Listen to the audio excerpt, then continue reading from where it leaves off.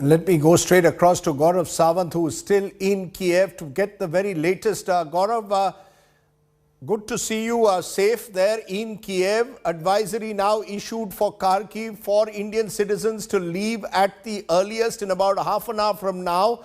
Is Kharkiv the locus of the conflict, and how easy is it for students to actually get out of Kharkiv? Are they being provided any kind of safe passage by the Russians, or do they have to do this on their own and take their chances? Unfortunately, they have to do it on their own, and unfortunately, they have to take chances. And this is a battle where actually nobody's giving anybody a safe passage. There is a lull in firing at times. There is a lull in shelling. And it's not just small arms fire. It's heavy missiles that are slamming into Kharkiv.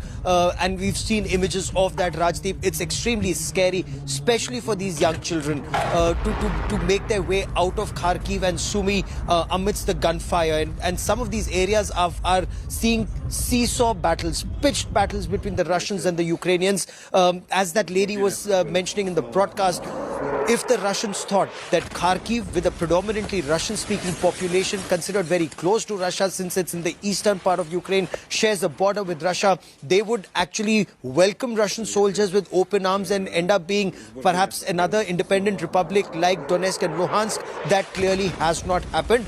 It's also very well fortified and defended by the Ukrainian army.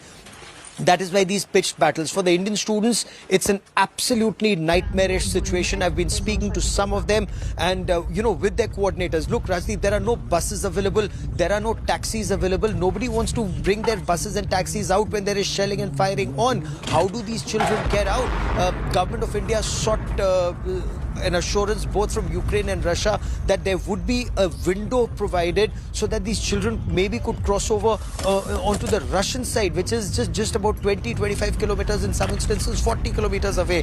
That would have been the easiest. Now these children have to take a tougher task, which is between 5 and 7 hours away. Right. When we drove to Kharkiv and there was no firing and shelling on at that time, Rajdeep, we took about 5.5 hours, and I drive really fast on these roads. So we took 5.5 hours getting to Kharkiv and back from there.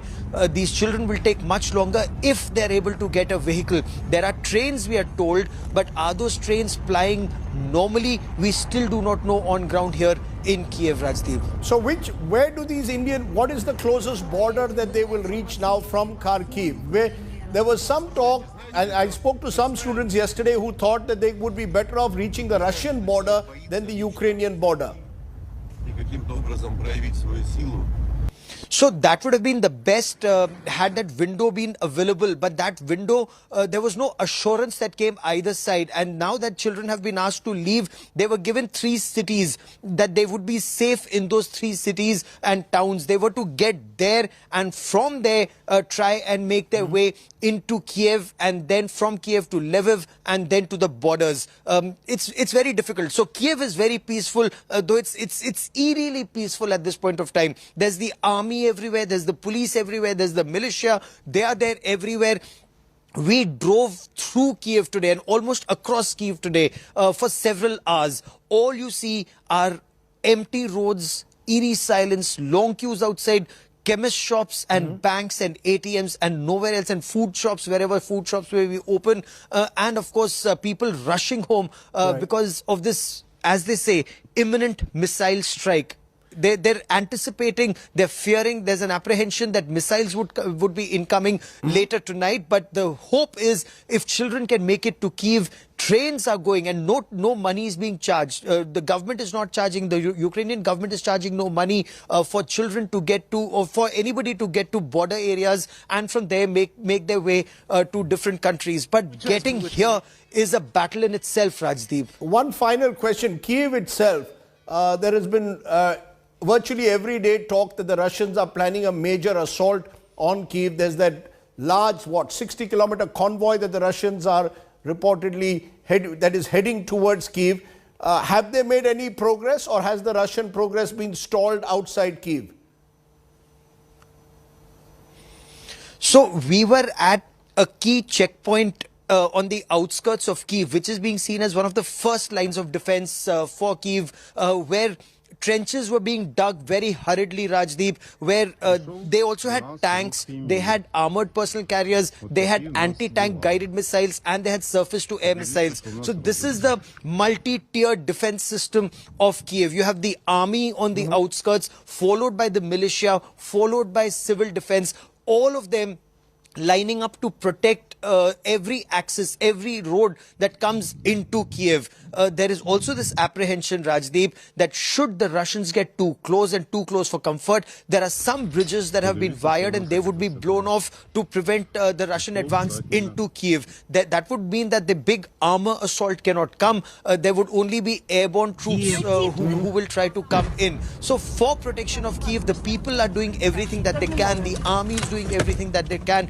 And this city actually resembles, what we might have seen in Second World War movies, where you have sandbags everywhere, pickets everywhere, every window, glass window being taped and barricaded, and sandbags being put everywhere. So this is bracing for an imminent Russian attack. Whether that attack happens tonight, tomorrow night, or in the days ahead, we still do not know. And that famous 63-kilometer long convoy still hasn't made it to Kyiv, except that we are told that the Russians are also reassessing their strategy, given the time that Ukrainians have had, 7 days and counting, to defend themselves, to protect themselves better. When I spoke to one of the militia commanders on ground this evening, Rajdeep, he was telling me they require more Stinger missiles, surface-to-air missiles, and Javelin anti-tank guided missiles. Should they get that equipment and quickly, it will be very difficult for Russia. It's been 7 days. They haven't captured either the second largest city. They're nowhere close to the largest city and the capital.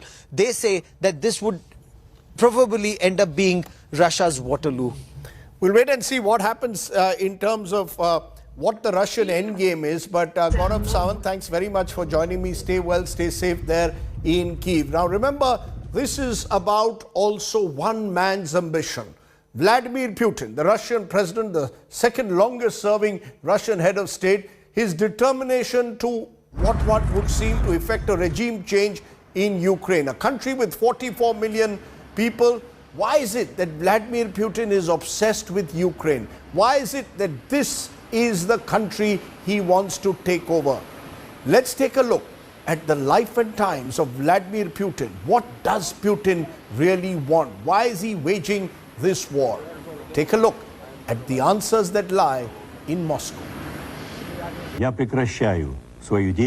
I am ceasing my activities in the post of President of the USSR. The year was 1991, and on the day of Christmas, Mikhail Gorbachev, the last leader of the Soviet Union, announced that the USSR had ceased to be. Weeks later, Lieutenant Colonel Vladimir Putin had quit the now defunct and one-time dreaded KGB and was on his way to St. Petersburg. His world lay shattered around him. His future looked bleak. Клянусь при осуществлении полномочий президента Российской Федерации. Decades later, as the president of the Russian Federation, he would call the Soviet collapse the greatest geopolitical catastrophe of the 20th century. Who is Vladimir Putin? This former KGB agent, his aura very carefully crafted, meticulously drafted. Like in 2008, when he was Prime Minister, Putin, along with journalists, was visiting a wildlife reserve in Siberia when a tiger charged towards a TV crew. Before anyone else could react, Putin apparently shot the beast and sedated it with a tranquilizer gun. This was reported as a headline on Russia television, but the action was never captured on camera. Years later, in an interview to a Russian magazine, Putin admitted that the incident was staged. It was done to draw attention to a species under threat, he claimed. And that seems to sum up the driving philosophy of Vladimir Putin. Trained in the elite spy school of Soviet Union, he remains a master of misdirection. The Russian Federation, there will be no war. We don't want war, but we will not allow violating our interests. The force driving Vladimir Putin seems to be his desire to make Russia great again. In the process, Putin has gathered powers that has rendered him czar of all he surveys, while undermining the institutions that strengthen democracy. There was Alexander the Liberator and Yaroslav the Wise. We will have Vladimir, the underwear poisoner. That is how he will go down in history. His detractors have been jailed, the latest and most formidable being Alexei Navalny, the leader of the Russian opposition. Before he was jailed, he had survived an assassination attempt. Many believe it was Vladimir Putin who had ordered his assassination with a Soviet-era nerve agent called Novichok.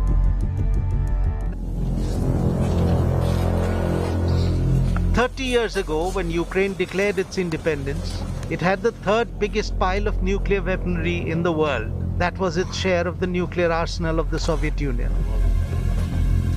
Only USA and Russia had more.